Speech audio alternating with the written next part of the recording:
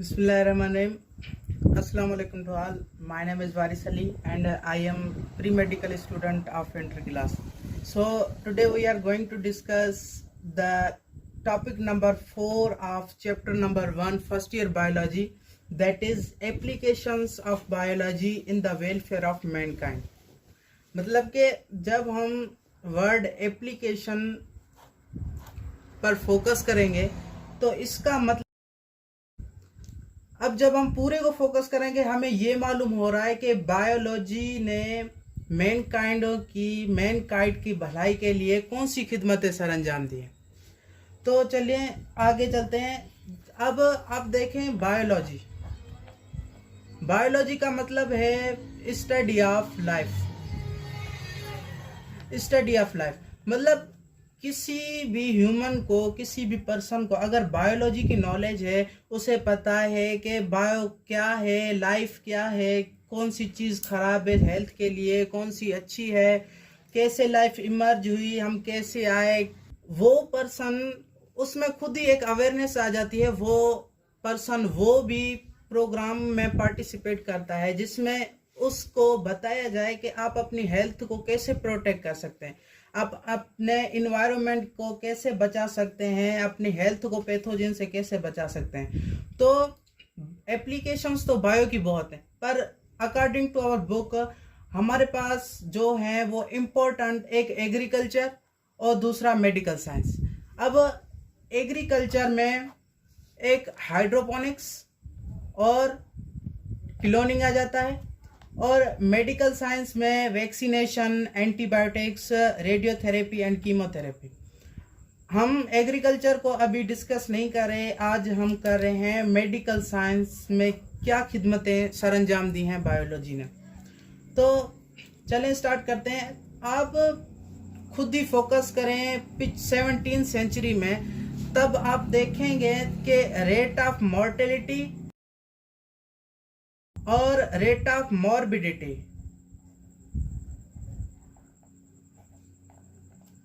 वो बहुत हाई था। अब रेट ऑफ मॉर्टेलिटी क्या है? मॉर्टेलिटी का मतलब है रेट ऑफ डेथ और मॉर्बिडिटी का मतलब है रेट ऑफ इलनेस।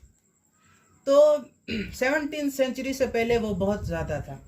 अब जाहिर सी बात है हेल्थ पर बात आ रही है, तो उस वक्त के साइंटिस्ट ने कुछ ऐसे प्रोसेस को डिस्कवर किया जो कि ह्यूमन लाइफ के लिए, मैनकाइंड के लिए बहुत हेल्पफुल थे, वो उनकी हेल्थ की प्रोटेक्शन कर सकते थे।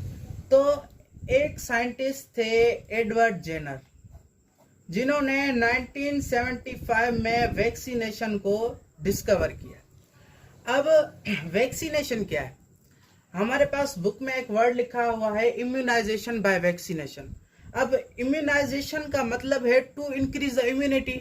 आपको पता है कि हमारी बॉडी की पुलिस, जिसे हम WBC कहते हैं, जो कि हमारे बॉडी में अंदर आने वाले हर उस मतलब के उस ऑर्गेनिज्म, उस पैथोजन के खिलाफ लड़ती हैं जो हमारी हेल्थ को इन्फेक्ट करेगा।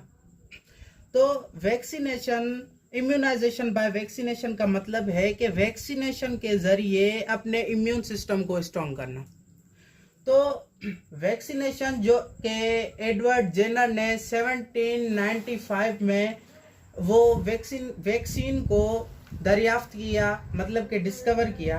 अब वैक्सीन से हमें बहुत सारे फायदे मिले। अब वैक्सीनेशन का मतलब ये है कि हम डिजीज से प्रिवेंट कर सकते हैं। इनको यूज करके हम बहुत सारी डिजीज से प्रिवेंट कर सकते हैं, जो कि ह्यूमन के लिए भी बहुत हेल्पफुल है। और तकरीबन आपने एनिमल्स में, मतलब के पोल्ट्री फार्म्स में देखा होगा कि मुर्गियों को भी वैक्सीन करके उनकी सेहत का ख्याल रखा जाता है।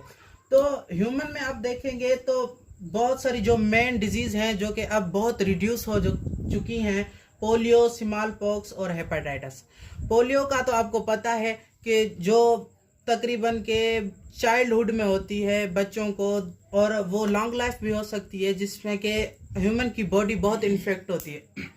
हेपेटाइटिस इन्फ्लामेशन ऑफ लिवर होती है, और स्मॉल पॉक्स मतलब स्किन में कुछ दाने दाने प्रोड्यूस होते हैं, जो कि आप इनसे पहले से वाकुफ हैं। एंटीबायोटिक्स को देखेंगे तो antibiotics is composed of 3 words, anti, bio and tics. Anti means against, bio means life और टिक्स मीन्स कैरेक्टरिस्टिक्स। मतलब कि वो करेक्टर्स, वो लिविंग ऑर्गेनिजम्स, वो माइक्रो ऑर्गेनिजम्स, हम यहाँ पर कैरेक्टरिस्टिक्स माइक्रो ऑर्गेनिजम्स को बोल रहे हैं जो कि लाइफ के अगेंस्ट हैं और ह्यूमन बॉडी में डिजीज प्रोड्यूस करते हैं। अब हम आते हैं एंटीबायोटिक्स की प्योर डेफिनेशन पर। एंटीबायोटिक्स की प्योर डेफिनेशन ये है कि वो केमिकल सब्सटेंसेस जो कि ग्रोथ ऑफ माइक्रो ऑर्गेनिजम्स को इनहिबिट करें, स्पेशली बैक्टीरिया। अब एंटीबायोटिक से हम बहुत सारी डिजीज से बच सकते हैं। फॉर एग्जांपल हमारे पास टीबी है, लेप्रोसी है और एंथ्रेक्स है। अब फर्स्ट एंटीबायोटिक जो डिस्कवर की थी फ्लेमिंग ने, जिसके साथ 2 कोवर्कर और भी थे, फ्लोरी एंड चेन, जिनको 1945 में नोबेल प्राइज मिला। अब जो फर्स्ट एंटीबायोटिक्स थी वो पेनिसिलिन, और अब ये जो पेनिसिलिन है वो आइसोलेट की गई एक फंगस पेनिसिलियम नोटेटम से, पेनिसिलियम नोटेटम से, जो कि फ्लेमिंग ने की, हमने पहले डिस्कस किया। अब जो एंटीबायोटिक जो के यूज होती है बीमारियों के लिए, उनके ट्रीटमेंट के तौर पर, जो कि हमारे बुक में दी गए हैं, एक टीबी, लेप्रोसी और एंथ्रेक्स। अब टीबी जो कि है वो है लंग्स की डिजीज है, जो कि लंग्स में होती है। लेप्रोसी और एंथ्रेक्स वो दोनों स्किन डिजीज हैं।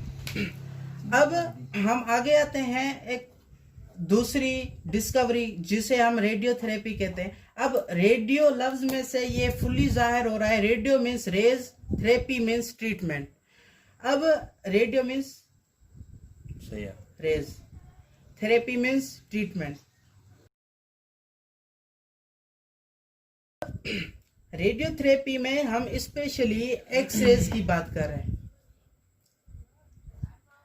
अब एक्सरेज आपने फिजिक्स में पढ़ा होगा कि X-rays are high energetic rays, बहुत सबसे हायर एनर्जेटिक रेज एक्सरेज हैं। इनसे ज़्यादा भी हैं गामा रेज, पर हम यहाँ पर बायो में इस एक्सरेज को फोकस कर रहे हैं कि एक्सरेज का जब भी किसी ह्यूमन टिश्यू या लिविंग टिश्यू पर एक्सपोज की जाएगी तो वो उस टिश्यू को डिस्ट्रॉय कर देगी, फुली डिस्ट्रॉय कर देगी। इसलिए साइंटिस्ट ने इसी बात का फायदा उठाते हुए अब ये हमारी मेडिकल साइंस में एक तो डायग्नोसिस के लिए यूज होती है, डायग्नोस का मतलब है टू नो द डिजीज, और दूसरा होती है ट्रीटमेंट के लिए, ट्रीटमेंट के लिए। अब हमारे पास जो कैंसर और ट्यूमर है वो रेडियोथेरेपी से उनका ट्रीटमेंट होता है, और रेडियोथेरेपी से होता है। अब आगे हम आते हैं कीमोथेरेपी पर। कीमो मीन्स केमिकल्स और थेरेपी मीन्स ट्रीटमेंट।